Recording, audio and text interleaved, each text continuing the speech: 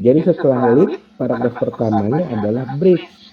Kalau lead-nya nggak nyambung, maka itulah bridge, alinea yang berada di bawah lead gitu. Tapi kalau lead-nya nyambung, ya bridge-nya nggak diperlukan gitu.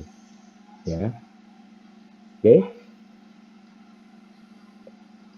Maupun ya bridge itu juga bisa berlaku untuk antar alinea di dalam tubuh berita ya yang nggak nyambung. Jadi misalnya kamu mau pindah dari pokok pikiran kedua ke pokok pikiran ketiga, ya karena susah kamu pakai bridge, boleh nggak? Boleh, karena fungsi bridge adalah penghubung. Penghubung antar apa? Antar alinea yang nggak nyambung, penghubung antar lead dan body yang nggak nyambung gitu ya. Jadi bridge itu selain terletak antara lead dan body, juga bisa terletak di dalam body untuk menyambungkan antar alinea yang tidak nyambung. Sampai sini paham? Jelas? Contoh, saya kasih contoh deh. Saya mau nulis tentang Bali yang kotor. Sorry nih Made, mana Made? Ya, Made, halo. Wah nggak ada Madenya. Iya, Pak. Kamu terakhir pulang ke Bali kapan? Kelas 5 SD. Waduh, lama banget. Iya. Kamu tahu nggak kalau sekarang Pantai Kuta itu kotor? Emang dari saya ke Bali sana emang udah kotor banyak sampah, Pak. Oh gitu ya, ya udah ya. Nah jadi ceritanya nih saya mau nulis tentang kotornya apa Pantai Kuta gitu ya. Saya bikin leadnya gini. Siapa yang tak kenal Bali? Tanda tanya. Atau kalau nggak kasih koma. Ya, siapa yang tak kenal Bali? Indah bukan? Gitu ya. Baru tanda tanya. Padahal di tubuhnya saya mau bicara tentang kotornya Pantai Kuta. Ya, misalnya alinea pertama dari bodinya saya buat gini. Bali ya dikenal lewat Pantai Kutanya. Titik ya. Indah awalnya. Titik. Tapi kini koma ya. Tumpukan sampah ya terlihat di mana-mana. Titik. Jadi kira-kira alinea pertamanya itu. Padahal leadnya tadi saya tulis, siapa yang tak kenal Bali? Koma, indah bukan? Tanda tanya. Nyambung nggak?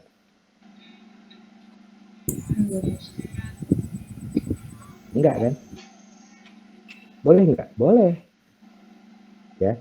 Kenapa? Karena nanti akan ada bridge yang diletakkan di antara lead dengan body. Ya. Jadi bridge seperti apa? Misalnya. Ya di kalimat pertamanya bicara tentang lead yang tadi saya tulis gitu. Keindahan Bali ya memang melegenda gitu misalnya ya titik. Namun saat ini Bali sudah tidak seperti dulu titik. Namun saat ini koma keindahan Bali tidak seperti dulu titik ya. Bila tak percaya koma lihatlah Pantai Kuta titik. Nyambung nggak itu? Nyambung ke leadnya, nyambung ke bodinya, nyambung nggak? Iya, Pak. Begitulah cara kita menyusun bridge. Ya, menjadi penghubung antara lead ya atau alinea yang di atasnya dengan body atau alinea yang di bawahnya. Artinya di dalam bridge itu ya ada yang menghubungkan dengan kalimat yang menghubungkan dengan alinea di atasnya atau lead ya, dan ada kalimat yang menyambungkan dengan alinea di bawahnya atau body. Sampai sini jelas contoh yang saya bikin? Jelas? Jelas, Pak. Oke, ada yang mau bertanya untuk poin 9 ini? Ya. Itu yang tadi saya jelaskan adalah tentang bridge. Kemudian tentang lead, ya. Yang pasti nanti ada materi khusus tentang lead. Tapi yang saya mau jelaskan sedikit sekarang adalah bahwa lead feature, ya tadi kan boleh satu kalimat gitu ya. Apa tadi? Keindahan Bali, apa? Bali memang dikenal indah gitu ya. Apa sih tadi? Lupa saya itu. Ya. Kan yang saya buat tadi kan satu kalimat ya. Nah, karena itu lead feature itu tidak formal, ya. Bukan seperti berita yang lead-nya itu cuma 5W 1H atau lead-nya itu satu unsur dari 5W 1H gitu ya. Atau lead-nya itu 2 unsur dari 5W 1H. Itu berita. Semua lead-nya hanya berangkat dari 5W 1H. Di feature tidak. Contoh tadi lead yang saya buat, satu kalimat. Dan lead apa itu? Gitu ya. Nah, untuk tahu nanti saya akan jelaskan materi tentang lead itu dalam satu pertemuan sendiri, ya. Karena lead yang tidak formal itu banyak banget ya. Saya menemukan 170 lead, jenis lead gitu ya, dari semua buku tentang jurnalistik yang saya punya. Ya, tapi nanti untuk kamu saya kasih 24 atau 25 lah gitu. Udah cukup ya. Gitu. Nanti kalau kamu memang betul tertarik, kamu baca buku jurnalistik, kamu pasti ketemu lagi. Ya, banyak banget lead feature itu. Nah, jadi apa sih secara umum lead feature itu? Adalah lead yang stilistik, yang tidak formal. Stilistik itu ya, stilistik gitu ya. Artinya adalah diperindah, ya, diperluas dan dipersonifikasikan. Jadi artinya stilistik itu ada 3 ya. Lead yang diperindah, diperluas dan dipersonifikasikan gitu ya. Artinya dengan ketiga hal tadi ya nggak mungkin dong leadnya formal gitu. Karena ada diperindah. Ya. Kalimat lead yang saya bilang tadi, yang sekarang aja saya udah lupa gitu ya.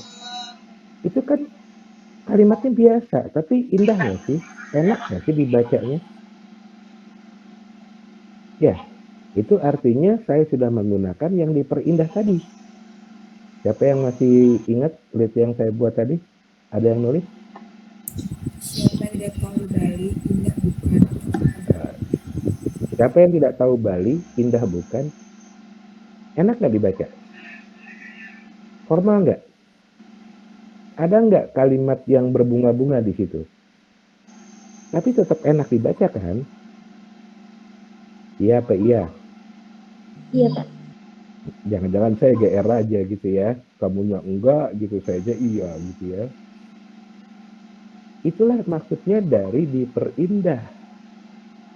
Oke, sekarang diperluas.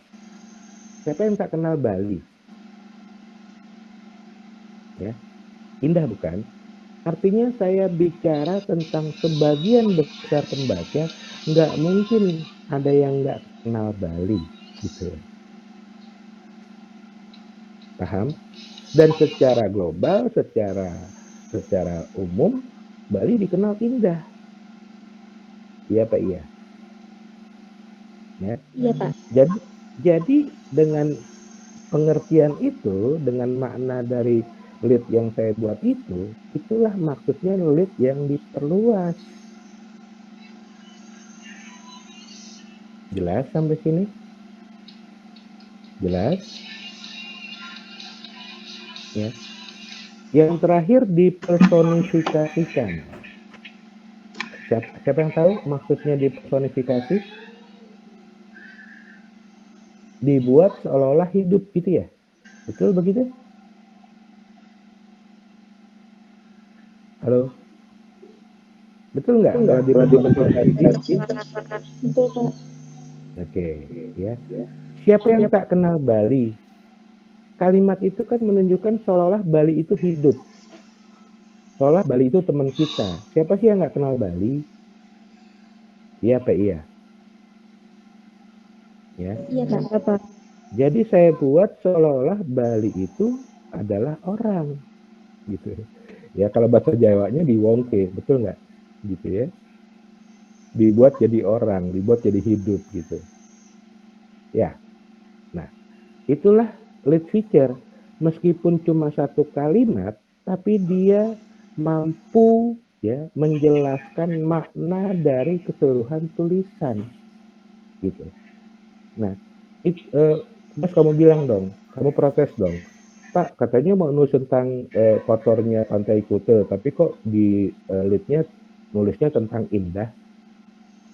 Jadi bukan makna keseluruhan tulisan dong, gitu ya? Mau protes nggak? Protes kok saya ngajarin, udah gitu yang diprotes saya sendiri lagi, gitu ya?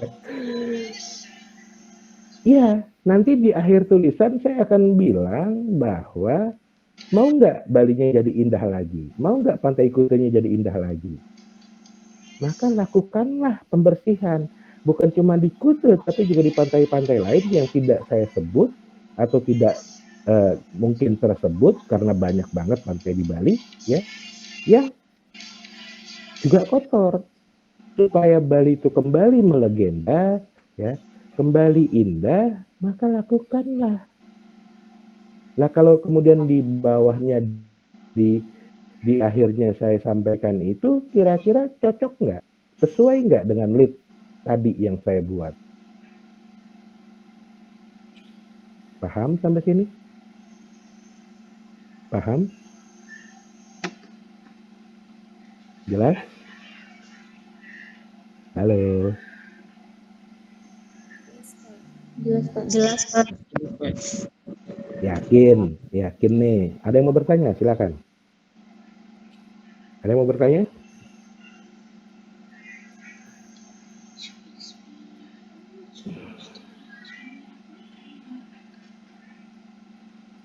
Oke, ya. Kalau saya yakin sih pasti karena penjelasan saya singkat, pendek, ya. Sementara lead-nya itu sesuatu yang baru bagi kamu karena kamu terbiasa dengan lead formal. Silakan deh, pikirin dulu, ya. Kamu bertanya, saya izin dulu sebentar, ada perlu, ya. Silakan. Nanti setelah saya datang lagi, kamu tanyakan, ya.